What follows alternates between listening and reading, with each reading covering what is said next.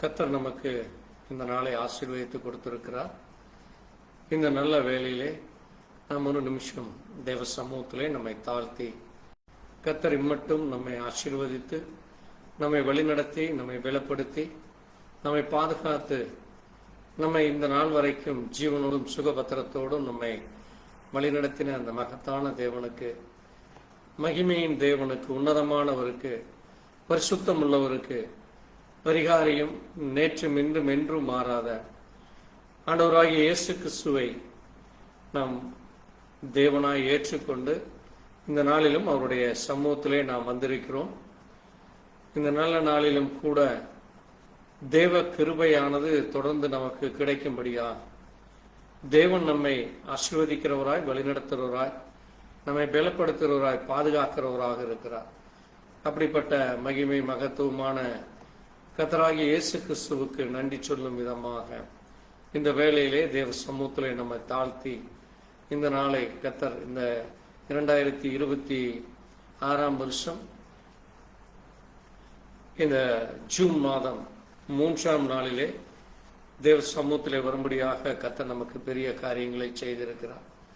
அப்படிப்பட்ட மகத்தான தேவனுக்கு, மகிமையின் தேவனுக்கு நன்றி சொல்லி நாம் தேவ சமூகத்தில் நம்மை தாழ்த்தி நாம் ஜெபிக்கலாம். ஸ்தோத்திரிக்கிறோம், ஸ்தோத்திரிக்கிறோம், ஸ்தோத்திரிக்கிறோம் ஆண்டவரே, உம்மை துதிக்கிறோம் ஐயா, உம்மை ஸ்தோத்திரிக்கிறோம் அப்பா. கர்த்தராகிய இயேசு கிறிஸ்துவே, உம்முடைய அன்பிற்காய் ஸ்தோத்திரம், உம்முடைய கிருபைக்காய் ஸ்தோத்திரம், உம்முடைய இரக்கத்திற்காய் ஸ்தோத்திரம், உம்முடைய தயவுக்காய் ஸ்தோத்திரம். நீர் எங்கள் மேல் பாராட்டின மகத்தான கிருபைகளை இரக்கங்களுக்காய் நன்றி செலுத்துகிறோம் அப்பா. இந்த நல்ல நாளிலே உம்முடைய கரம் எங்களை மட்டும் ஆசீர்வதித்து எங்களை வழிநடத்தி எங்களை பலப்படுத்தி எங்களை பாதுகாத்தற்காய் ஸ்தோத்திரிக்கிறோம். மகிமை மகத்துவம் நிறைந்தவரும் மாசில்லாதவரும் உன்னதமானவரும் பரிசுத்தம் உள்ளவரும் ஆகிய உமக்கு நன்றி செலுத்துகிறோம். இந்த புதன்கிழமை மாலை வேளையிலே தேவனுடைய சமூகத்திலே நாங்கள் கூடும்படியாய் கர்த்தர் எங்களுக்கு இரக்கம் பாராட்டினீர். இந்த நேரத்திலே எங்களோடு கூட இணைந்துள்ள ஒவ்வொரு தேவ பிள்ளைகளையும் கர்த்தர் ஆசீர்வதி. ஆண்டவரே, நாங்கள் உம்மை போற்றுகிறோம், உம்மை புகழுகிறோம், உம்மை துதிக்கிறோம், உம்மை ஸ்தோத்திரிக்கிறோம். ஆண்டவரே, உம்முடைய கரம் எங்களுக்கு மட்டும் இருந்து வழிநடத்தி கொண்டிருப்பதற்காக நன்றி செலுத்தும்.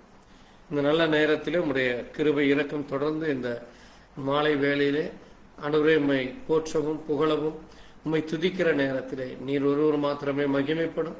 தொடர்ந்து பாடல் மூலமாய் உம்மை கனப்படுத்தவும், அது மட்டுமல்ல ஆண்டவரே, வாசித்து தியானிக்கிற வார்த்தையின் மூலமாய் கர்த்தர் எங்களோடு கூட பேச வேண்டுமாய் இயேசு கிறிஸ்து நம்முடைய பரிசுத்த நாமத்திலே ஆமென்.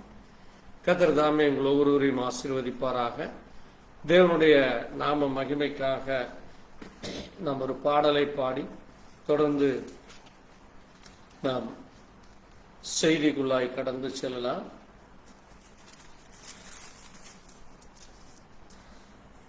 நன்றியால் துதிப்பாடு, நம் இயேசுவை நாவாலே என்றும் பாடு என்கிற பாடலை பாடி கர்த்தரை நாம் மகிமைப்படுத்துவோம். நன்றியால் துதிப்பாடு, நம் இயேசுவை நாவாலே என்றும் பாடு. நன்றியால் துதிப்பாடு, நம் இயேசுவை நாவா என்றும் பாடு. வல்லவர் நல்லவர் போதுமானவர், வார்த்தையில் உண்மையுள்ளவர். வல்லவர் நல்லவர் போதுமானவர், வார்த்தையில் உண்மையுள்ளவர். நன்றியால் துதிப்பாடு, நம் இயேசுவை நாவாலே என்றும் பாடு. எரிகோ மதிலும் முன்னே வந்தாலும் இயேசு உந்தன் முன்னே செல்கிறார். எரிகோ மதிலும் முன்னே வந்தாலும் இயேசு உந்தன் முன்னே செல்கிறார். கலங்கிடாதே, திகைத்திடாதே, துதியினால் இடிந்து வீழும். கலங்கிடாதே, திகைத்திடாதே, துதியினால் இடிந்து வீழும். நன்றியால் துதிப்பாடு, நம் இயேசுவை நாவாழை என்றும் பாடு.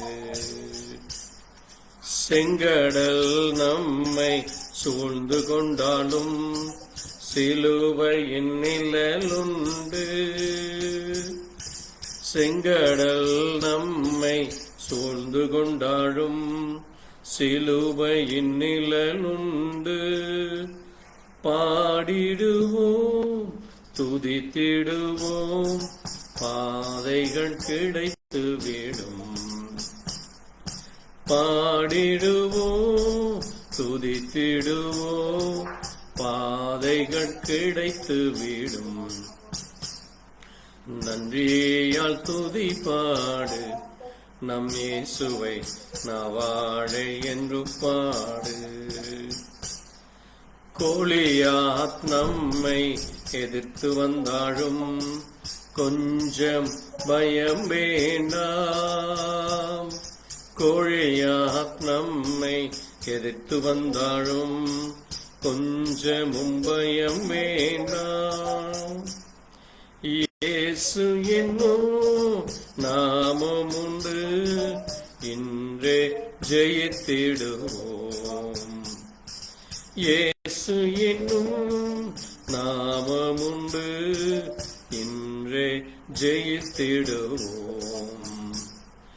நன்றியால் துதி பாடு நம் இயேசுவை நாவாழை என்றும் பாடு.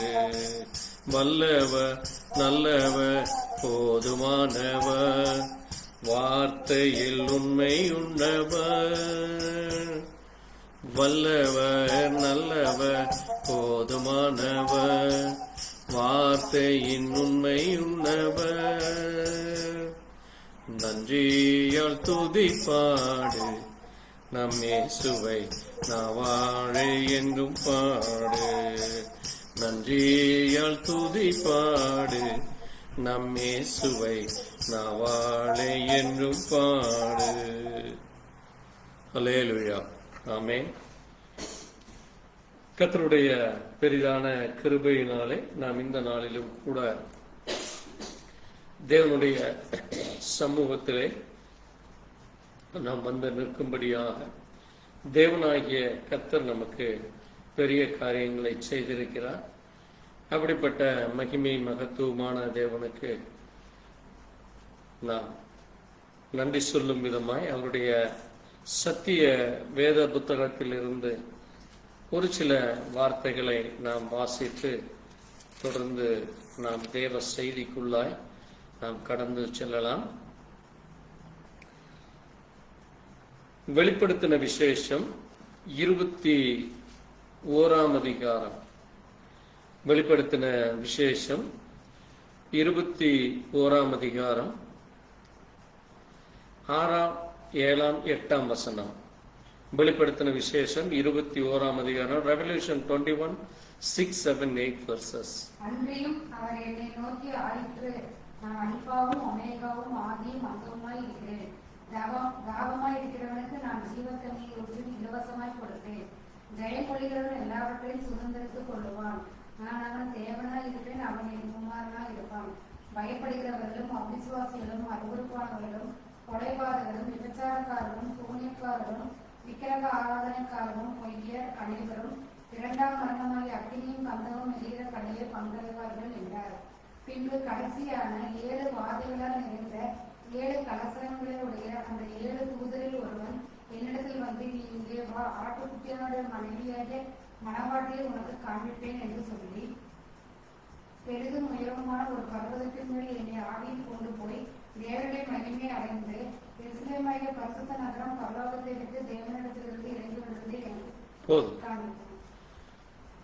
கர்த்தருடைய பெரிதான கிருபையினாலே இந்த நல்ல வேளையிலும் கூட விசேஷமாய் நாம் இன்றைக்கு ஒரு முக்கியமான ஒரு செய்திக்குள்ளாய் கடந்து செல்லுகிறோம். கடந்த வாரங்களிலே நாம் டெவில் அல்லது சாத்தான் குறித்து நாம் தியானித்தோம். இந்த சாத்தான் எப்படிப்பட்டவன், அவன் என்ன செய்து கொண்டிருக்கிறான், எப்படியாக அவன் தேவ ஜனங்களை வஞ்சிக்கிறவனாய் அது மட்டுமல்ல, தேசத்தை, இந்த பூமியின் கீழ் உள்ள எல்லா சிருஷ்டிகளையும், விசேஷமாக மனுஷர்களை அவன் எவ்விதமாக வஞ்சித்து, அவன் ஏமாற்றி, அவன் எவ்விதமாய் தன்னுடைய பிள்ளைகளாக அவன் மாற்றிக்கொண்டு வருகிறான். தேவ பிள்ளைகள் என்கிற ஸ்தானத்தை விழுந்து அங்கே வஞ்சகத்தின் ஆவியினாலே, அது மட்டுமல்ல, அங்கே அந்நிய தெய்வங்களை வழிபடுகிற காரியத்திலே விழுந்து போகிறதை நாம் கவனித்தோம். இன்றைக்கு நான் மிக முக்கியமான ஒரு சில செய்திகளை நான் உங்களோடு கூட பகிர்ந்து கொள்ள விரும்புகிறேன். நம்முடைய செய்தியின் தலைப்பு, Bible study topic is idol and hell. Idol and hell, புற ஜாதிகளுடைய, பிற தெய்வங்களுடைய வழிபாடுகள் அல்லது விக்கிரகாராதனை, ஐடல் வர்ஷிப், மற்றும் அங்கே ஹெல் என்று சொல்லப்படுகிற நரகத்தை குறித்தான காரியங்களை நம்ம தியானிக்க போகிறோம். இப்போ நம்ம வாசித்த இந்த வெளிப்படுத்தல் விசேஷத்திலே ஆண்டவர் சொல்லுகிறார், நான் அல்பாவும், I am the alpha and omega, I am the beginning and I am the end என்று ஆண்டவர் சொல்லுகிறார். தாகமாய் இருக்கிறவனுக்கு நான் ஜீவ தண்ணீரை இலவசமாய் கொடுக்கிறேன். ஜெயம் கொள்ளுகிறவன் எல்லாவற்றையும் சுதந்தரித்துக் கொள்வான். நான் அவன் தேவனாய் இருப்பேன், அவன் என் குமாரனாய் இருப்பான் என்று ஆண்டவர் இங்கே சொல்லுகிறார். இதுதான் ஆண்டவர் வானத்தையும் பூமியும் படைத்த பொழுது மனிதனை உண்டாக்கி அங்கே ஆதாம் இடத்திலே அவர் பேசின காரியமாக இருந்த அவர்தான் எல்லாவற்றையும் உண்டாக்கினவர் என்று ஆதாமுக்கு தெரியும். ஆனால் மனுஷர்கள் சாத்தானாலே வஞ்சிக்கப்பட்ட பொழுது அவன் தேவனுடைய சமூகத்தை விட்டு ஓடி போய் அங்கே எவ்விதமான காரியங்களை செய்தார்கள், தேவனுடைய குமாரன் என்கிற அந்த ஸ்தானத்தை இழந்து போனார்கள் என்று நமக்கு தெரியும். ஆகவே ஜனங்கள் இப்பொழுது எப்படி ஆகிவிட்டார்களாம்? இங்கே 8ஆம் வசனம் சொல்லுகிறபடி தேவனை கண்டு பயப்படுகிறது, உலகத்தை கண்டு பயப்படுகிற feared people, afraid people. அது மட்டுமல்ல, அவிசுவாசி, அன்பிலீவியர், அருவருப்பானவர்கள், அபாமினேஷன் பீப்புள். அது மட்டுமல்ல, கொலைகாரர்கள், விபச்சாரக்காரர்கள், சூனியக்காரர்கள், விக்கிரகாராதனைக்காரர். இப்படி இந்த பூமியானது மிகவும் மோசமான நிலைக்கு மாறி அது முழுவதுமாக இன்றைக்கு பொய்யர்களும் விக்கிரகாராதனைக்காரர்கள் இப்படி ஏற்பட்டதினாலே தேவன் அங்கே அவர்களுக்கு என்ன நடக்கும் என்று அங்கே சொல்லுகிறார். அனைவரும் 2ஆம் மரணமாகிய அக்கினியும் கந்தகம் வரைகிற கடலிலே பங்கடைவார்கள். ஏன் தேவன் அப்படி செய்கிறார் என்றால், எப்பிருந்து இந்த காரியம் தொடங்கப்பட்டது? when the beginning it was the idol worship started என்று நாம் பார்க்கிற பொழுது, நம்ம ஆதியாகமத்திலே நாம் வாசிக்கிற பொழுது அங்கேயே இந்த காரியம் இருக்கிறது. ஆதியாகமத்திலே நாம் அங்கே வாசிக்கிற பொழுது இந்த காரியத்தை குறித்து நம்ம அறிந்து கொள்ளலாம். ஆதியாகமத்திலே நம்ம வாசிக்கிற பொழுது அங்கே 6ஆம் அதிகாரத்திலே நாம் வாசிக்கிற பொழுது ஒரு முக்கியமான ஒரு காரியத்தை நாம் அங்கே பார்க்க முடிகிறது. பாருங்கள், 6ஆம் அதிகாரம் ஜெனிசிஸ் 6th சாப்டர்ல அங்கே 5ஆம் வசனம் சொல்லுது, மனுஷனுடைய அக்கிரமம் பூமியிலே பெருகிறது, அவன் இருதயத்தின் நினைவுகள் தோற்றம் நித்தமும் பொல்லாதது என்று கண்டு நான் மனுஷனை உண்டாக்கினதற்கு விசனப்படுகிறேன். தேவனுடைய இருதயமானது அங்கே விசனப்பட்டது என்று நம்ம அங்க பார்க்க முடிகிறது. இப்போ பூமியானது சீர்கெட்டு போயிருந்தது. அது மட்டுமல்ல, 11ஆம் வசனம் சொல்லுது, பூமி கொடுமையினால் நிறைந்திருந்தது. அக்கிரமம், பாவங்கள், அநியாயங்கள், அருவருப்பான காரியங்கள், தேவனுக்கு பிடிக்காத காரியங்கள், தேவனை விட்டு அங்கே ஓடி போகிற காரியங்கள், இப்படி மிக கொடுமையான காரியம் அங்கே நடந்ததுனால தேவன் இந்த பூமி மிக கொடுமை உள்ளதாக அவர் பார்க்கிறார். அது மட்டுமல்ல, 12ஆம் வசனம் சொல்லுகிறது, அது சீர்கெட்டு பூமியின் மேல் தங்கள் வழிகளை கெடுத்து கொண்டார்கள். தேவனிடத்திலே செல்லுகிற அந்த வழியை மறந்து கேடான வழிகள். எப்படிப்பட்ட வழிகளாமா? கேடு. அதை ஆங்கிலத்திலே வாசிக்கிறப்போ அது ஆங்கிலத்திலே சொல்லப்பட்டு இருக்கிறது. Genesis 6:12 அங்கே வாசிக்கிறப்ப, and God looked upon the earth and behold it was corrupted. It was corrupted. எப்படி இன்றைக்கு லஞ்சம் அல்லது கையூடல், பிரைப் என்று சொல்லுகிறோமோ, அது அங்கே ஆதியிலே இருந்த காரியமாக இருந்தது. அது மட்டுமல்ல, and all the flesh had corrupted his way upon the earth. அது இரண்டு காரியம் தமிழ்ல அது அழகா மொழிபெயர்த்திருக்கிறாங்க. ஒன்று சீர்கெட்டு போய், இன்னொன்று கெடுத்துக் கொள்கிறது. சீர்கெட்டு போனது, எதுவுமே சரியில்லாதபடி சீர்கெட்டு போயிருக்கிறதை பார்க்கிறோம். பிறகு தொடர்ச்சியாக நம்ம அங்கே வாசிக்கிற பொழுது நம்ம ஒரு முக்கியமான ஒரு காரியத்தை நம்ம பார்க்கிற பொழுது 10ஆம் அதிகாரத்திலே அங்கே மனுஷர்கள் பெருகுகிறார்கள். மனுஷர்கள் பெருகிற பொழுது அங்கே மீண்டுமாக அங்கே ஒரு மிக முக்கியமான ஒரு காரியம் நடக்கிறத நம்ம பார்க்கிறோம். 11ஆம் அதிகாரத்திலே அங்கே நீங்க பார்க்கிறப்போ, அங்கே கடைசி அதிகாரத்திலே கடைசி வசனத்துல பார்க்கிறப்போ, தோராகு என்பவர் இருக்கிறார். அவர் கல்தேய பட்டணத்தில் இருக்கிறார். ஆனா இந்த கல்தேய பட்டணம் எப்படிப்பட்டதாக இருக்கிறது என்று பார்த்தால், அது ஒரு விக்கிரகாராதனை நிறைந்த ஒரு பட்டணமாக இருக்கிறது. அதனாலதான் ஆண்டவர் அங்கே ஆபிரகாமை அழைக்கிற பொழுது அங்கே புறஜாதி வழிபாடுகளிலே அங்கே அவர் இருந்தார். அங்கே அவர் அங்கிருந்து அங்கே அவரை வெளியே அழைத்து கொண்டு வந்து, நான் உனக்கு காட்டுகிற தேசத்துக்கு, நான் சொல்லுகிற இடத்துக்கு நீ போ, அங்கே நான் சொல்லுகிறபடி செய்ய என்று சொல்லி நான் உன்னை ஆசீர்வதிப்பேன் என்று சொல்லி ஆபிரகாமை தேவன் வெளியே அழைக்கிறார். இப்போ நம்ம செய்திக்கும் அதற்கும் என்ன சம்பந்தம் என்றால், அந்த நாட்களிலேயே இந்த ஐடல் வர்ஷிப் காணப்பட்டது. அது எவ்விதமாக அதற்கு பெயர் இருந்தது என்று நம்ம இன்னைக்கு தியானிக்க போகிறோம். முதலாவதாக நம்ம எல்லோருக்கும் தெரியும், ஆண்டவர் ஆபிரகாமை அழைத்து கானான் தேசத்துக்கு போச் சொல்லுகிறார்.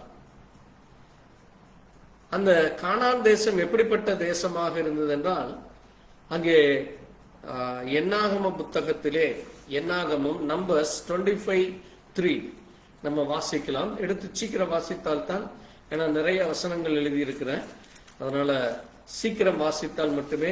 இன்னொருவர் ஜட்ஜ் 6:25-26 வாசிக்கலாம். நீதிமொழிகள் 6ஆம் அதிகாரத்தை யாராவது ஒருவர் எடுத்து வச்சுக்கோங்க. நான் நம்பர் 25:3 நான் வாசிக்கிறேன். பாருங்க, இங்க நீங்க வாசிக்கிறப்போ அங்கே இஸ்ரவேலர் பாகால் பேயாரை பற்றி கொண்டார்கள், அதனால் இஸ்ரவேலர் மேல் கர்த்தருடைய கோபம் மூண்டது என்று பார்க்கிறோம். பாகால், அங்கே என்ன வழிபாடு இருந்ததாமா? பாகால் வழிபாடு. இதுதான் கானானியர்கள் வணங்கின தெய்வமாக இருக்கிறது. அதே காரியத்தை நாம் நியாயாதிபதிகள் புஸ்தகத்திலே நாம் வாசிக்கிற பொழுது கூட, நியாயாதிபதிகள் புத்தகம் 6ஆம் அதிகாரத்திலே அங்கே வாசிக்கிற பொழுது 25-26 பார்க்கிறப்போ, அன்று ராத்திரியிலே கர்த்தர் அவனுக்கு, உன் தகப்பன் இருக்கிற காளைகளை 7 காளைகளை கொண்டு போய் உன் தகப்பன் இருக்கிற பாகாலின் பலிபீடத்தை தகர்த்து அது நெருகே இருக்கிற தோப்பை வெட்டி போடு என்று சொல்லி அங்கே கிதியோனுக்கு சொல்லப்படுகிறதை நம்ம பார்க்க முடிகிறது. பாருங்க, இந்த காரியம் அங்கே கிதியோனுடைய நாட்களிலேயும் இந்த பாகால் வழிபாடு அங்கே நடந்து கொண்டிருக்கிறது. அதே போல உபாகமத்திலே ஆண்டவர் சொல்றாரு, நீங்க வாசிக்கிற உபாகமம் 6ஆம் டியூட்ரோனமி 6th chapter 14-15 verseல நம்ம வாசிக்கிற உபாகமம் 14-15 நாம் வாசிக்கிற பொழுது ஆண்டவர் அங்கே எச்சரிக்கிறார் இஸ்ரவேலரை. உன் தேவனாகிய கர்த்தர் கோபம் உன்மேல் மூண்டு உன்னை பூமியின் மேல் வைக்காதபடி உங்களை சுற்றிலும் இருக்கிற ஜனங்களின் அந்நிய தேவர்களை பின்பற்றாதிருங்கள். அந்நிய தேவர்களை பின்பற்றாதிருங்கள். உன் நடுவில் இருக்கிற உன் தேவனாகிய கர்த்தர் எரிச்சல் உள்ள தேவன் என்று அங்கே சொல்லுகிறது. தேவனுக்கு பிடிக்காத ஒரு காரியம் என்னவென்றால் அந்நிய தேவர்களை பின்பற்றுவது, ஐடல் வர்ஷிப். தேவன் அந்த எரிச்சலை, தேவனுக்கு எரிச்சலை, கோபத்தை கொண்டு வருகிற மிக முக்கியமான காரியம். அதை செய்யாதே என்று அங்கே தேவன் கட்டளையிட்டு எச்சரிக்கிறதை நம்ம அங்கே பார்க்க முடியும். வேதத்திலே சுமார் 613 613 கமெண்ட்ஸ் இருக்கு. அந்த ஒவ்வொரு கட்டளைகளும் 10 கட்டளைகள் போக ஒவ்வொரு இடத்திலே தேவன் அந்த கட்டளைகளை அங்கே அதிகப்படுத்தி கொண்டு அது கமாண்ட்ஸ் என்று பார்க்க முடிகிறது.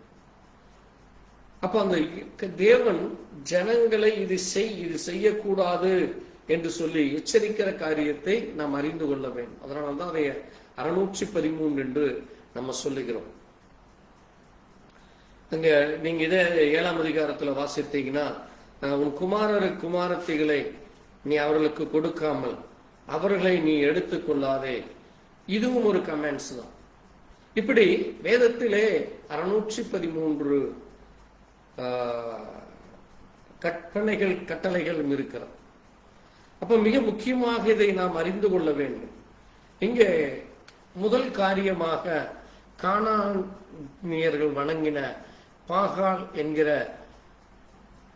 ஒரு காரியத்தை நம்ம பார்க்கிறோம். நான் இன்றைக்கு ஒரு 10 காரியத்தை நான் உங்களுக்கு சொல்லுகிறேன்.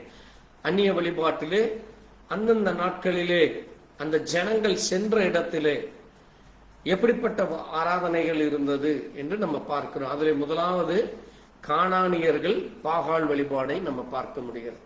இரண்டாவதாக பெலிஸ்தியர்கள் அங்கே தாகோன் என்கிற ஒரு தேவனை வணங்கி கொண்டிருந்தார்கள். தேவன் அல்ல, தேவர்களை. ஏனென்றால் தேவன் என்றால் ஒன்று, தேவர்கள் என்றால் அநேகம், காட்ஸ்.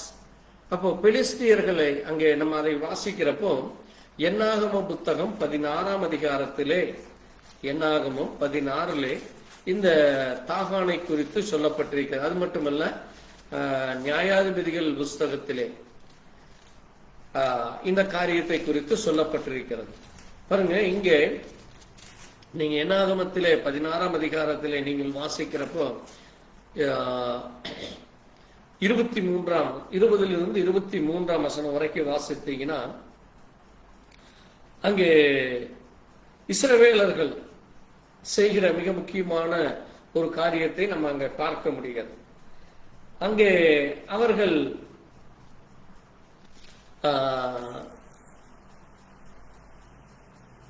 ஒரு தவறான ஒரு வழிபாடுகளை செய்கிறதை, அந்த தாகோனுக்கு வழிபடுகிற காரியத்தை நீங்க அங்கே பார்க்க முடியாது. அந்த வழிபாட்டு செய்வதன் மூலமாக தேவன் அவர்களை அழித்து போடும்படியாக செய்கிறார். தேவன் அவர்களை அழித்து போடும்படியாக செய்கிறதை நம்ம பார்க்க முடிகிறது. தொடர்ந்து நீங்க நியாயாதிபதிகள் புஸ்தகத்திலே, 1 நாளாகம புஸ்தகத்திலே, 1 நாளாகமம் 10ஆம் அதிகாரத்திலே, 1 நாளாகமம் 10ஆம் அதிகாரத்திலே 10ஆம் வசனத்தை நீங்கள் வாசிக்கிறப்போ அங்கே கவனித்தீர்களானால் பாருங்க, அவர்கள் என்ன செய்கிறார்களாமாம், சவுலை கொன்று போட்டு அவனுடைய வஸ்திரங்களையும் அவன் தலையையும் ஆயுதங்களையும் எடுத்து தங்கள் விக்கிரகங்களுக்கு ஜனங்களுக்கு அதை பிரசித்திப்படுத்தும்படி பெலிஸ்தியர் தேசத்திலே சுற்றிலும் செய்தி அனுப்பி அவர்கள் தங்கள் தேவர்களின் கோயிலிலே அவனுடைய தலையை தாகோன் கோயில் என்று சொல்லப்பட்டிருக்கு. இதுதான் பெலிஸ்தியர்களுடைய தேவனாக இருக்கிறது. தாகோன், DAGON, பெலிஸ்டியன் காட் இஸ் தாகோன். அப்போ இதை அன்றைக்கு இருந்த பெலிஸ்தியர்கள் வணங்கி கொண்டிருந்தார்களா? மூன்றாவதாக அங்கே இஸ்ரவேல் ஜனங்கள் யாத்ராகமம் 32ஆம் அதிகாரத்திலே அங்கே வந்து கொண்டிருக்கிற பொழுது, அவர்கள் கானான் தேசத்துக்கு வந்து கொண்டிருக்கிற பொழுது வழியிலே அங்கே மோசே தேவனிடத்திலே கட்டளைகளை பெறப்போய் இருக்கிறார். அப்போ மோசேயை காணவில்லை, 40 நாளுக்கு மேலாச்சு, மோசேயை காணவில்லை என்று சொல்லி இந்த ஜனங்கள் என்ன செய்கிறார்களாமா, அங்கே மோசே காணவில்லாதனால அவர்கள் தங்களுடைய கைகளிலே, காதுகளிலே, கழுத்திலே அணிந்திருந்த அங்கே தங்க ஆபரணங்களை எடுத்து அதை உருக்கிற பொழுது அங்கே ஒரு பொன் கன்று குட்டி வருகிறது. அந்த பொன் கன்று குட்டியை வணங்கினார்கள். அதுவும் ஒரு விக்கிரகாரம். அது இன்றைக்கும் அந்த வழிபாடு அநேக தேசங்களிலே காணப்படுகிறதை நம்ம பார்க்க முடிகிறது. அங்கே விலங்குகளை வணங்குகிற காரியம் இது மூன்றாவதாக காணப்படுகிறது. நான்காவதாக அம்மோனியர்களை நாம் பார்க்கிறோம்.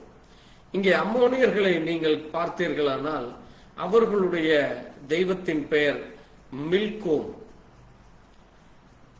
அங்கே 1 ராஜாக்கள் புஸ்தகத்திலே 11ஆம் அதிகாரம், 1 Kings 11th chapter 5th verse, 1 ராஜாக்கள் 11ஆம் அதிகாரம் 5ஆம் வசனத்திலே நாம் வாசிக்கிறப்போ அங்கே இந்த காரியத்தை குறித்து நம்ம பார்க்க முடிகிறது. நீங்க பாருங்க, இங்க வாசிக்கிறப்போ சாலமோன் சீதோனியரின் தேவியாகிய அஸ்ரோத்தை, இங்கே சீதோனியர்களுடைய ஒரு தேவனை குறித்தும் சொல்லப்பட்டிருக்கிறது. இரண்டாவதாக அம்மோனியரின் அருவருப்பாகிய மில்கோமையும் பின்பற்றினான்.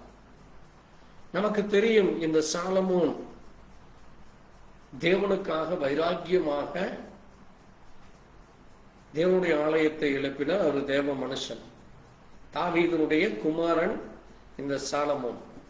ஆனால் அவன் அநேக திருமணங்களை செய்து கடைசி நாட்களிலே அவனுடைய வாழ்க்கை முடிகிற நேரத்திலே, இப்பொழுது அங்கே 4ஆம் வசனம் சொல்லுது பாருங்க, 1 ராஜாக்கள் 11:4 சொல்லுது, சாலமோன் வயது சென்ற பொழுது, ஓல்டு ஏஜ்ல.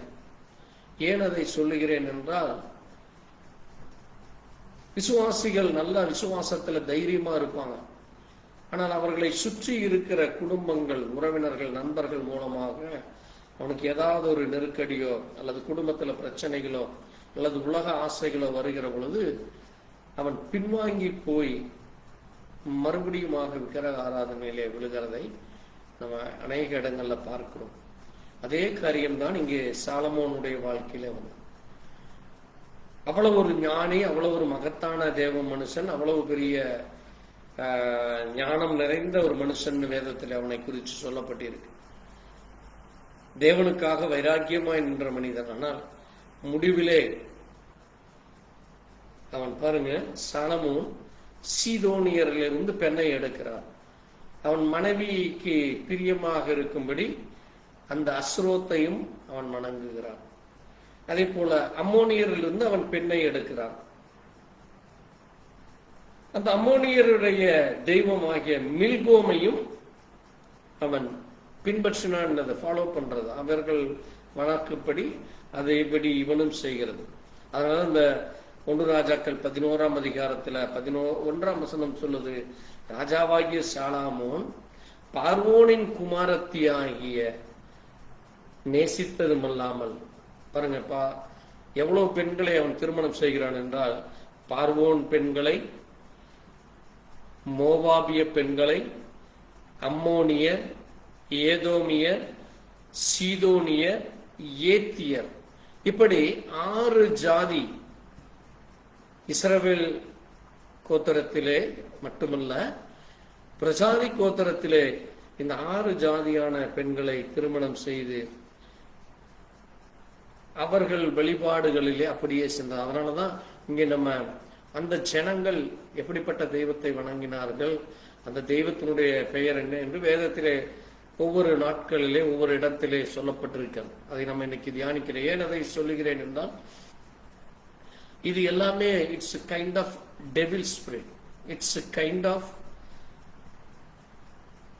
Irritation to the lord. தேவனுக்கு பிரியமில்லாத அந்நிய வழிபாடுகளாக இருக்கு. அதனாலதான் இன்றைக்கு இந்த பூமியிலே பல வழிபாடுகள், பல முறைமைகளான ஆராதனைகள் காணப்படுகிறது. ஆகவேதான் தேவனுடைய பிள்ளைகள் மிக எச்சரிக்கையாக இருந்து நம்முடைய தேவனாகிய கர்த்தர் ஒருவரே கர்த்தர், அந்த ஒரே தேவனை நம்ம வணங்க வேண்டும் என்று வேதம் நமக்கு போதிக்கிறது. இப்போ இந்த அம்மோனியர்களாகிய மில்காமை குறித்து 2 ராஜாக்கள் 23 எரேமியாவிலே 49 அதிகாரத்திலேயும் நம்ம வாசிக்கிறோம். அடுத்தது மோவாபியரினுடைய தேவனை குறித்து, தேவர்களை குறித்து நம்ம பார்க்கிறோம். மோவாபியரின் தேவனுடைய பெயர் சேமோஸ், அதை தமிழில் காமோஸ் என்று சொல்வார்கள். என்னாகும் 21 அதிகாரத்திலே நம்பர்ஸ் 21:29 நம்ம வாசிக்கிறப்போ, அங்கே இஸ்ரவேல் ஜனங்கள் புறப்பட்டு வருகிற வழியிலே இந்த மோவாபியர்கள் செய்கிற காரியத்தை நம்ம வாசிக்க முடிகிறது. நம்பர் 21:29 verse 21:29 நீங்க வாசிக்கிறப்போ, ஐயோ மோவாபே, கேமோஸ் தேவனின் ஜனமே, நீ நாசமாவாய், தப்பி ஓடின குமாரனும் தன் குமாரத்தையிலும் எமோரின் ராஜாவாகிய சீகோனுக்கு சிறைகளாக ஒப்பு கொடுத்தேன் என்று சொல்லப்பட்டிருக்கிறதை நம்ம இங்கே பார்க்க முடிகிறது. இங்கே அந்த ஜனங்கள் வழிபடுகிற அந்த மோவாபியர் வணங்கின அந்த கேமோஸை குறித்து அங்கே சொல்லப்பட்டு நம்ம வாசிக்க முடியாது. ஏன் அங்கே அந்த காரியத்தை சொல்லப்படுகிறதுனா, நீங்க இஸ்ரவேலர்கள் அந்த தேசங்கள் வழியாகத்தான் கடந்து செல்கிறார்கள். மோவாப் தேசம் வழியாக, அம்மோன் தேசம் வழியாக செல்லுகிற பொழுது அங்க இருக்கிற அந்த வழிபாடுகளை அவர்கள் கவனிக்கிறார்கள். அதனாலதான் தேவன் அதை நீ அப்படி செய்தால் நீ நாசமாவா என்று சொல்லி எச்சரிக்கிறார். ஆகவே தேவ ஜனங்கள் மிக எச்சரிக்கையோடு கவனத்தோடு இன்றைக்கு இந்த நாட்களிலே காணப்படுகிற எல்லா பொல்லாப்புக்கும் நம்ம விலகி இருக்க வேண்டியவர்களாக இருக்கிறோம்.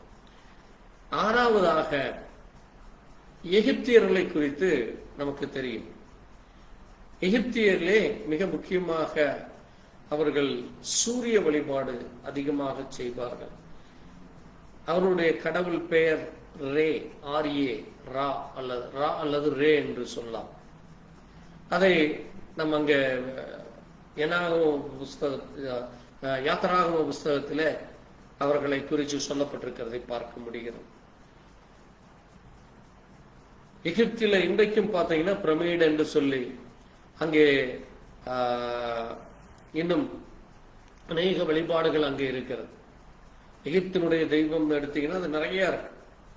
மிக முக்கியமாக அவர்கள் வழிபடுவது சூரிய வழிபாடாக, சூரிய கடவுளைத்தான் அவர்கள் வழிபடுவார்கள். 7வதாக பாபிலோனியர்கள். நம்ம இப்ப இங்க ஆதியாகம புஸ்தகத்துல வாசித்த அங்கே பாபேல் கோபுரம் கட்டப்படுகிறதை பார்க்கிறோம். அந்த பாபேல் கோபுரம் கட்டப்பட்ட அந்த பாபிலோனிலே அங்கே இருந்த ஜனங்கள் வணங்கின அந்த தெய்வத்தினுடைய பெயர் மார்தூக் அல்லது பேல் என்று பெயர், பிஇஎல், பேல் என்று பெயர். அதை நாம் அங்கே எரேமியா 50 அதிகாரம், ஜெரேமியா 50th chapter, எரேமியா 50 அதிகாரத்திலே நான் வாசிக்கிறேன். எரேமியா 50ஆம் அதிகாரம் 2ஆம் வசனத்திலே நாம் வாசிக்கிற பொழுது, பாபிலோன் பிடிபட்டது, பேல் வைக்கப்பட்டது, மொராதாக் நொறுக்கப்பட்டது, அதனுடைய சிலைகள் லட்சையடைந்தது, அதனுடைய விக்கிரகங்கள் நொறுங்கி போயின என்று ஜாதிகளுக்குள்ளே அறிவித்து பிரசித்தி பண்ணுங்கள், இதை மறைக்காமல் கொடியேற்றி விளம்பரம் பண்ணுங்கள் என்று சொல்லி அங்கே சொல்லப்படுகிறதை பார்க்கிறோம். இங்கே எரேமியா தீர்க்கதரிசி அங்கே தீர்க்க தரிசனமாக பாபிலோனுக்கும் கல்தேயர் தேசத்துக்கு விரோதமாக உரைத்த வசனம் என்று இங்கே சொல்லப்பட்டிருக்கு. இன்றைக்கும் இந்த பாபிலோன் வழிபாடு உலகம் முழுவதும் பரவி கிடக்கிறது. இங்கே பாபிலோனியர்கள் பேல் என்கிற அந்த மார்தூக், அதை பேல் என்றும் சொல்லுவார்கள், மார்தூக் என்றும் சொல்லுவார்கள். அப்படிப்பட்ட ஒரு வழிபாடு அங்கே செய்தார். அதைத்தான் அங்கே ஏசாயா கூட நீங்க வாசித்தீர்களானால், ஏசாயா 46ஆம் அதிகாரம், ஏசாயா 46ஆம் அதிகாரத்திலே 1ஆம் வசனத்திலே நாம் இந்த காரியத்தை பார்க்க முடிகிறது. பேல் பணியும் நேபா குனியும் அவைகளின் விக்கிரகங்கள் காட்டு மிருகங்களும் நாட்டு மிருகங்களுக்கும் சுமையாகும். நீங்கள் சுமைகள் சுமந்து இளைத்து போன மிருகங்களும் பாரமாயிருக்கும் என்று சொல்லி அங்கே ஏசாயா தீர்க்க தரிசனமாக பேசுகிறதை பார்க்க. பாபிலோன் ஜனங்கள் அங்கே பேல் என்கிற அந்த விக்கிரகாராதனை வழிபாடுகளிலே அவர்கள் ஈடுபட்டுக் கொண்டனர். அடுத்தது சீரியர்கள். நம்ம அதை 2 ராஜாக்கள் நம்ம வாசித்தோம். 2 ராஜாக்கள் 5ஆம் அதிகாரம் 18ஆம் வசனத்தில் வாசிக்கிறப்ப அங்கே 2 பேர் சொல்லப்பட்டிருக்கிறது. அங்கே அது ரிம்மோன் என்றும் பால் என்றும் ஆதாத் என்றும் ஹாடாத் என்றும் அதை சொல்லப்பட்டிருக்கிறது. 2 ராஜாக்கள்ல நீங்க வாசித்தீங்கன்னா, நான் வாசிக்கிறேன். 2 ராஜாக்கள் 5ஆம் அதிகாரம் 18ஆம் வசனத்திலே அந்த காரியம் சொல்லப்பட்டிருக்கிறது.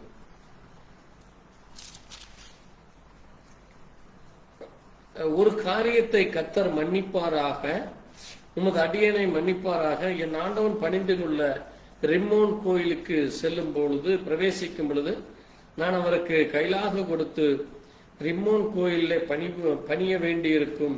இப்படி ரிம்மோன் கோயிலே நான் பணிய வேண்டிய இந்த காரியத்தை உமது அடியன் எனக்கு மன்னிப்பாராக என்று சொல்லி சொல்லுகிறதை பார்க்கிறோம். இங்கே இது யார் பேசுகிற காரியம் என்றால், அங்கே தேவ மனுஷனாகிய எலிசாவிடத்திலே அங்கே சுகம் பெறும்படியாக வருகிற நாகமான்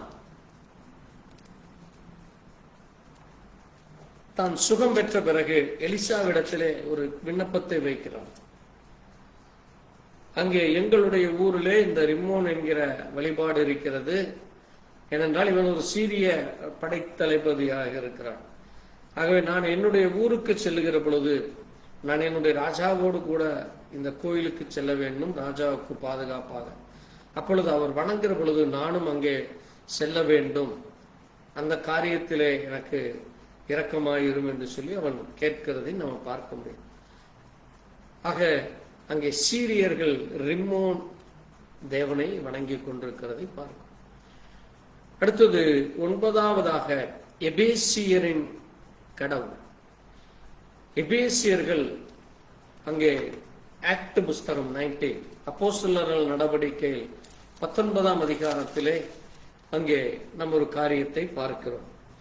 அப்போஸ்தலனாகிய பவுல் எபேசு பட்டணத்துக்கு வருகிறார். அந்த பட்டணத்துக்கு வருகிற பொழுது அங்கே பார்க்கிற பொழுது மிக முக்கியமான ஒரு காரியம் அங்கே நடந்து கொண்டிருக்கிறது. 24ஆம் வசனத்திலிருந்து நம்ம வாசிக்கிறப்போ, தெமேத்திரேயு என்னும் பெயர் கொண்ட ஒரு தட்டான், சிலைகளை செய்கிறவன் தட்டான், பாருங்க, தியானால் கோவிலை போல வெள்ளியினாலும் சிறிய கோவில்களை செய்து தொழிலிலே ஆதாயம் செய்து கொண்டு வந்தான் என்று சொல்லுகிறான். அது மட்டுமல்ல, 27ஆம் வசனத்திலே அப்போஸ்தலர்கள் 19:27 ஆக்ட் 19:27 மகாதேவியாகிய தியானாளுடைய கோயில் எண்ணாமற் போயிற்று. ஆசியா முழுமையும் பூச்சக்கரமும் சேவிக்கிற அவளுடைய மகத்துவம் அழிந்து போகிறதுக்கு ஏதுவாயிற்று. எபேசியருடைய தீனாலே பெரியவள் என்று சொல்லி அந்த பட்டணத்திலே அவன் சென்று அங்கே முழக்கமிட்டு கொண்டு வருகிறான். அப்ப எபேசியர்கள் ஒரு பெண் தெய்வத்தை வணங்கி கொண்டு வந்தார். அந்த பெண் தெய்வத்தினுடைய பெயர் தியானாள், ஆங்கிலத்தில் டயானா. நமக்கு தெரியும், பிரிட்டிஷ் இளவரசருடைய மனைவியருடைய பெயர் டயானா. இப்ப இந்த டயானா என்பது எபேசியனுடைய ஒரு தேவியினுடைய பெயராக இருக்கிறது. தேவர்கள் அங்கே பெண்கள் வழிபட்டு பெண் பெயர்களை வழிபடுகிற ஒரு கடவுளாக அது இருக்கிறது. ஆண்டவராகிய இயேசு கிறிஸ்து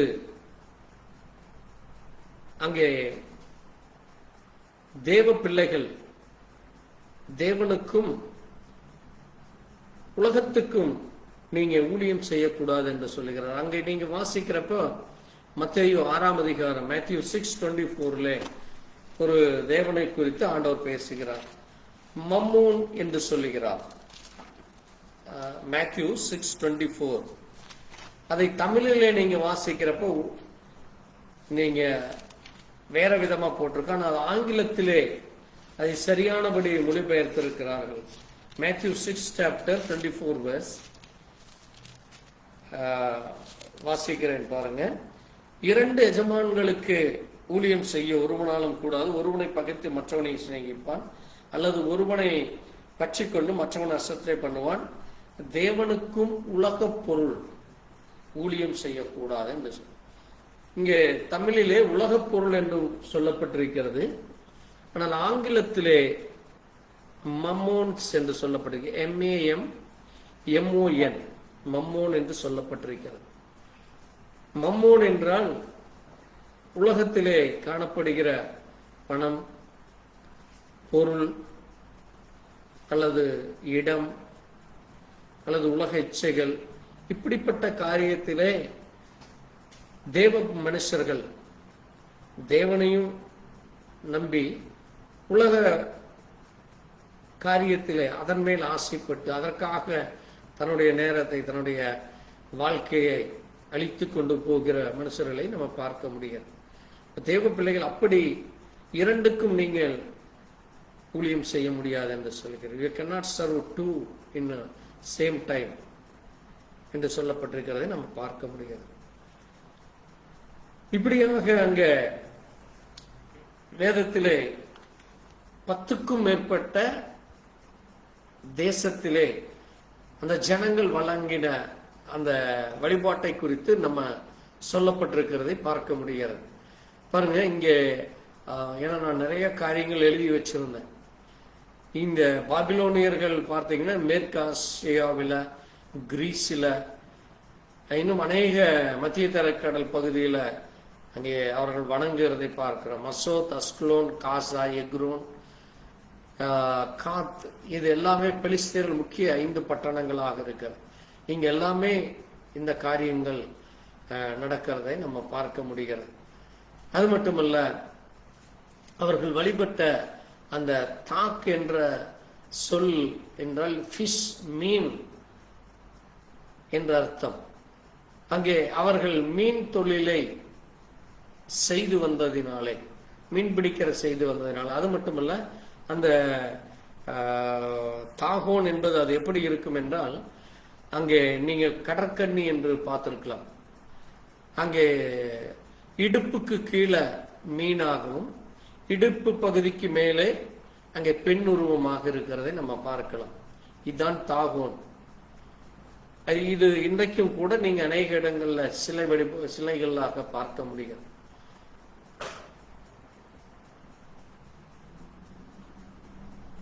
அது மட்டுமல்ல, அங்கே மெசபதேவியாவிலும் அங்கே பாகால் இவனுக்கு தகப்பனாக அதை கருதப்பட்டதாகவும், இன்னும் அநேக தேசங்களிலே, கானானிலும் பெகேனியாவிலும் மெசபத்தோமியாவிலும் வணங்குறதை பார்க்கிறோம். இன்னொன்று தாகோன் என்பது அறுவடையின் தெய்வமாக, அறுவடை காலத்திலே அவர்கள் அங்கே தங்களுடைய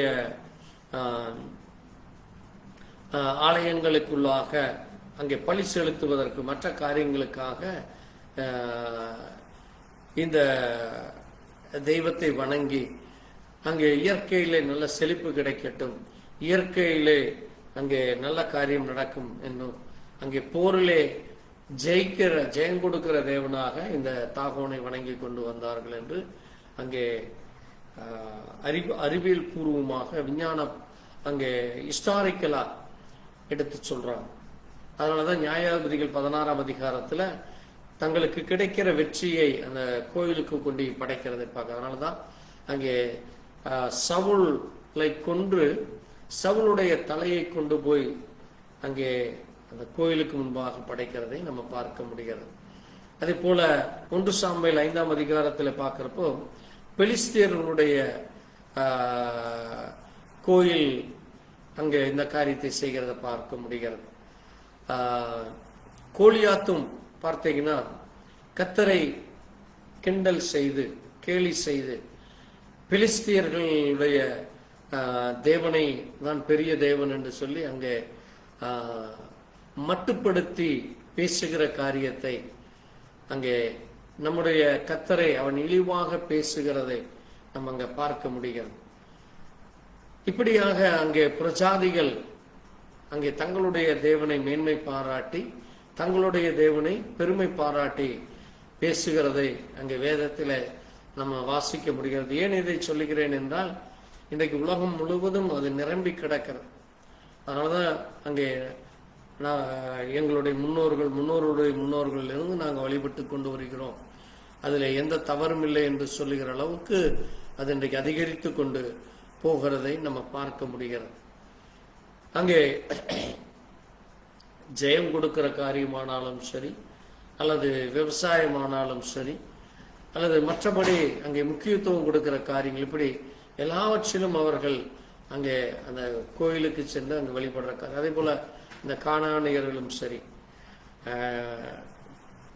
எபேசியர் எபூசியர்கள் தேவன், அல்லது அங்கே நம்ம வாசித்த அந்த அம்மோனியர்களும் சரி, அந்தந்த தேசத்து ஜனங்கள் கானானியர்களும் சரி, அந்தந்த ஜனங்கள் தங்களுடைய தேவனை குறித்து மேன்மை பாராட்டி தங்களுடைய தேவனுக்கு அவர்கள் அங்கே பலியிடுகிற காரியங்களிலே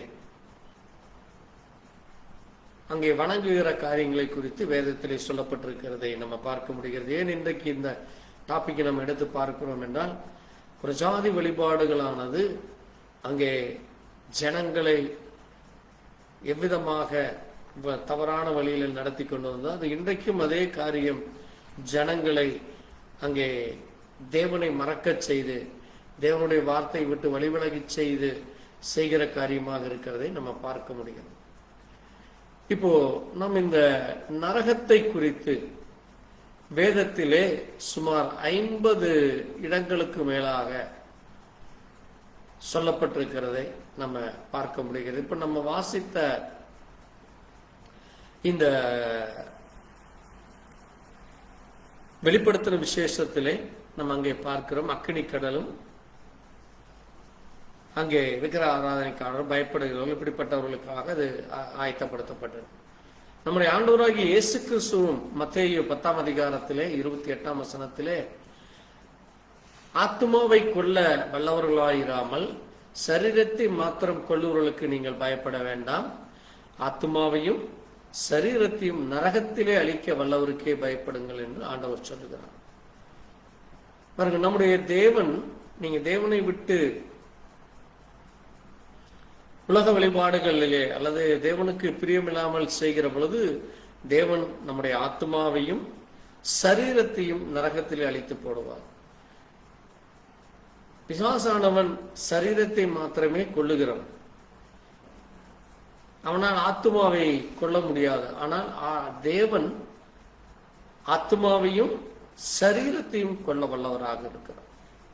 ஆகவே நாம் தேவனுக்கு பயப்பட வேண்டியவர்கள். அதனாலதான் அங்கே யாக்கோபு கூட சொல்லுகிற பொழுது நாவு நெருப்புத்தான், அது அநீதி நிறைந்த உலகம். நம்முடைய அவயங்களில் நாவானது முழு சரீரத்தையும் கரைப்படுத்தி ஆயில் சக்கரத்தையும் கொளுத்தி விடுகிறது. நரக அக்கினியை கொளுத்தவும் அது பயன்படுகிறதாக இருக்கிறது என்று சொல்லப்பட்டிருக்கிறது. அடுத்தது மத்தேயுவிலே அங்கே சொல்லப்பட்டிருக்கிறது 25ஆம் அதிகாரம் 46ஆம் வசனத்திலே, நித்திய தண்டனைக்கும் நீதிமான்கள் நித்திய ஜீவனுக்கும் போவார்கள் என்று சொல்லப்பட்டிருக்கிறது. ஆகவே நரகம் என்பது ஒரு தண்டனைக்குரிய ஒரு இடமாக, தேவனை விட்டு வழிவிலகினவர்கள், பின்வாங்கி போனவர்கள், அங்கே மனம் திரும்பாமல் உலக காரியங்களிலே ஈடுபடுகிறவர்களுக்காக அங்கே வைக்கப்பட்டிருக்கிற ஒரு இடம்தான் நரகம். அதைத்தான் நம்ம அங்கே வெளிப்படுத்தல் 21:8 கூட நம்ம வாசித்தோம். இன்னொன்று ஆண்டவர் அங்கே மார்க்கு 9ஆம் அதிகாரத்திலே நாம் வாசிக்கிற பொழுது, உன் கை உனக்கு இடறல் உண்டானால், பாவம் செய்தால் அதை வெட்டி போடு, 2 கைகள் உள்ளவனாக அங்கே அந்த அக்கினியிலே செல்வதை விட நீ ஒரு கை உள்ளவனாக தேவனுடைய வாழ்விலே செல்வது நல்லது என்று சொல்லி அவரை எச்சரிக்கிறார். அதே போல அங்கே லூக்காவிலே நாம் 16ஆம் அதிகாரத்திலே வாசிக்கிற பொழுது, அங்கே லாசரஸும்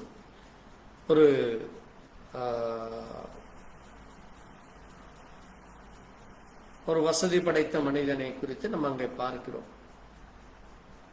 அப்ப அந்த மனிதன் நரகத்திலே விழுந்த பிறகு அங்கே ஆபிரகாமை பார்த்து, எனக்கு இறங்கும், லாசரஸ் தன் விரல் நுனியிலே தண்ணீரை நினைத்து என் நாக்கை குளிர பண்ண செய்யும், அவனை அனுப்புங்கள், ஏனென்றால் இந்த அக்கினி கடலிலே இந்த நரகத்திலே நான் வேதனைப்படுகிறேன் என்று சொல்லி அவன் கதறுகிறதை நம்ம கேட்க முடியும்.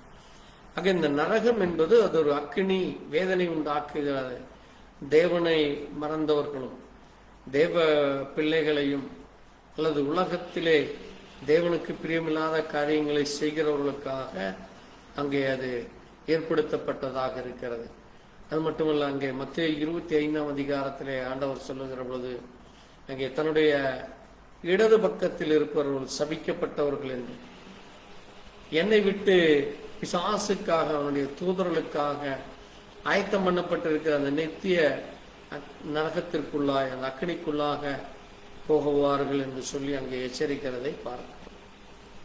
அதே போல யூதா எழுதின நிருபத்திலே சோதோம் குமாரா இந்த நரகங்களிலே காணப்படுகிற இந்த பாலியல் ஒழுக்கக்கேடுகளை குறித்தும் இயற்கைக்கு மாறான காரியங்களை குறித்தும் அப்படி செய்கிறவர்கள் அந்த அக்கினி கடலிலே நெருப்பிலே தண்டனை அனுபவிப்பார்கள் என்று சொல்லி அங்கே எச்சரிக்கிறதை நம்ம பார்க்க முடிகிறது. அது மட்டுமல்ல, அங்கே தேவனுடைய பிள்ளைகள் தேவனுடைய பிரசன்னத்திலிருந்தும் தேவனுடைய வல்லமையிலிருந்தும் மகிமையிலிருந்தும் அங்கே பிரித்து போடும்படியாக பிசாசு செய்கிற அந்த தந்திரத்திலே நாம் விழுந்து போகாதபடி எச்சரிக்கையா இருக்க வேண்டும்.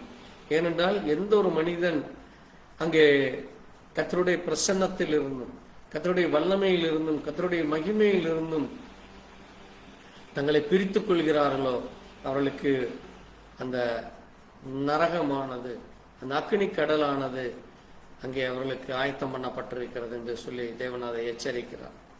அதனால்தான் ஆண்டவர் மத்தேயு 7ஆம் அதிகாரம் 23ஆம் வசனத்தில் கூட சொல்றார், நான் உங்களுக்கு சொல்லுகிறேன், நான் உங்களோடு கூட இருப்பேன், நான் உங்களை விட்டு விடுவதில்லை என்று சொல்லுகிறார். ஆனால் பாருங்க, அக்கிரமக்காரர்களை பார்த்து, அக்கிரமக்காரரை என்னை விட்டு அகன்று போங்கள், நான் உங்களை ஒரு காலம் அறியேன் என்று சொல்லி அவர் சொல்லுகிறார். ஆகவே யாரெல்லாம் இந்த பூமியிலே அக்கிரமங்கள் அநியாயங்களை செய்கிறார்களோ தேவன் அவர்களை ஒரு காலம் ஏற்றுக்கொள்வதில்லை, ஒரு காலம் அவர்களை தன்னோடு கூட வைத்துக் கொள்வதில்லை. அவர்கள் தேவனை விட்டு அகன்று போவார்கள். தேவன் அவர்களை ஒருபோதும் அறிந்தவராக இருக்கிறார். ஆகவே தேவ பிள்ளைகள் நம்ம மிக எச்சரிக்கையோடு இருக்க வேண்டும். கர்த்தருக்கு சித்தமானால் இந்த நரகத்தை குறித்து வரும் நாட்களில் இன்னும் அதிகமாக நம்ம தியானிக்கலாம். ஏனென்றால் அதிலே அநேக காரியங்கள் இருக்கிறது. அந்த நரகத்தை குறித்து வேதத்திலே எச்சரிக்கையான காரியங்கள், எப்படி மன்னிக்க முடியாத பாவம், எப்படி அந்த நரகத்திற்கு போகிறார்கள், அந்த நரகம் எதற்காக யாருக்காக செய்யப்பட்டது, இன்னும் அநேக காரியங்கள் இருக்கு. கர்த்தருக்கு சித்தமானால் வரும் நாட்கள்ல அந்த காரியங்களை குறித்து நம்ம தியானிக்கலாம். கேட்ட சத்திய வசனத்திற்காக நன்றி சொல்லி நாம் ஜெபிக்கலாம்.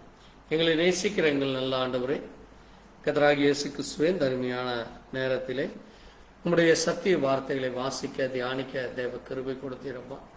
இந்த நேரத்திலே ஆண்டவரே, ஒரு ஜாதிகளுடைய தேசத்திலே காணப்பட்ட ஆண்டவரே வழிபாடுகளை குறித்தும், அவர்கள் எப்படிப்பட்டதான ஒரு வழிபாடுகளை செய்து வந்தார்கள், எப்படிப்பட்ட தேவர்களை வணங்கினார்கள், அந்த தேவனுடைய பெயர் என்ன, எப்படிப்பட்ட காரியங்களுக்காக அதை பெருமைப்படுத்தி அதை எப்படி செய்தார்கள் என்று நாங்கள் தியானித்தோம். ஆண்டவரே தகப்பனே, இந்த நாட்களிலே இதோ இந்த முழு உலகத்திலும் இன்றைக்கு காணப்படுகிற மிகப்பெரிய ஒரு போராட்டமாக இருக்கிற இந்த நாட்களிலே கர்த்தாவே, சாலமோனும் தன்னுடைய ஜீவியத்தின் கடைசி நாட்களிலே பின்வாங்கி போனதை பார்க்க முடிகிறதானவரே, அது எங்களுக்கு ஒரு எச்சரிக்கையாக இருக்கிறது.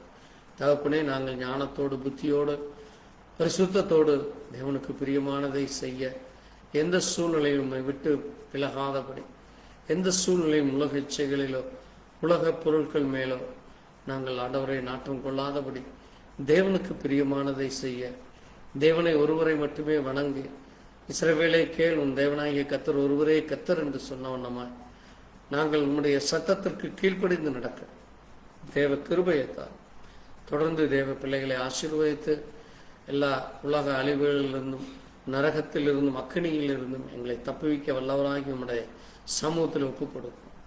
நீரே ஆசீர்வதித்து வழிநடத்த வேண்டுமா? இதை கேட்கிற ஒவ்வொரு தேவ ஜனங்களுக்கு இது பிரயோஜனமாக இருக்கும்படியா கர்த்தர் இரக்கம் பாராட்ட வேண்டுமா? இயேசு கிறிஸ்துவினுடைய பரிசுத்த நாமத்திலே ஆமென். கர்த்தர் தாமே உங்களை ஒவ்வொருவரையும் ஆசீர்வதிப்பாராக. தொடர்ந்து எங்களுக்காக, எங்களுடைய ஊழியங்களுக்காக ஜெபித்துக் கொள்ளுங்கள். கர்த்தர் உங்களோடு கூட இருப்பாராக. ஆமென். God bless you. Praise the Lord. Praise to God. Thank you, Jesus. Thanks.